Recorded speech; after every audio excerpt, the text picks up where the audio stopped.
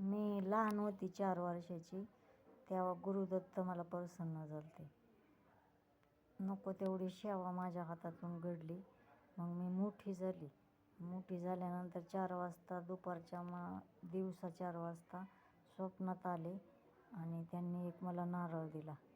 तो नारळ मी माझ्याकडे तसाच ठेवला आणि काही दिवसांनी मी एकदा नाही, दोनदा नाही, 3 वेळेस मेली आणि 3ही वेळेस स्वर्गातून रिटर्न आली. स्वर्ग रिटर्न. मी म्हणले या नारळाचा काहीतरी गुणधर्म आहे. तर माझ्या हातातून नारळ ज्याला देईल मी,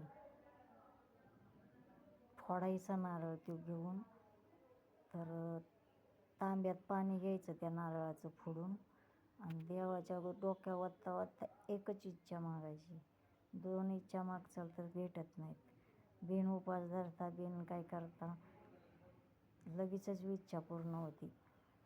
आणि मग ती इच्छा पूर्ण होती तर ही सगळ्यांसाठी वापर आहे. मग मी ठरवलं की आता ह्या नारळाची बोली लावायची, 100 रुपये किंमत ठेवायची सगळ्यांसाठी आणि त्याची बोली लावायची आणि त्याचे जे पैसे येतील त्याची जागा घेऊन मंदिर बांधायचं आणि मंदिर गुरुदत्ताचं बांधून त्याचीच आयुष्यभर पूजा करायची. तर मला काही जास्त दिवस म्हणजे जास्त संपत्तीची गरज नाही आणि काय करायची कमवून तरी. मुली गेल्या लग्न होऊन आपापल्या घरी, आता मी एकटीच राहिली. मग आता हे राहिलेलं आयुष्य सगळं देवाला पूजा करण्यातच घालवायचं. म्हणूनसाठी मी मंदिर बांधायचं ठरवलं आहे. तर 100पेक्षा जास्त जरी मदत तुम्हाला करायची असेल मंदिराला गुरुदत्ताच्या, तर तुम्ही करू शकता. नारळ घेऊ शकता.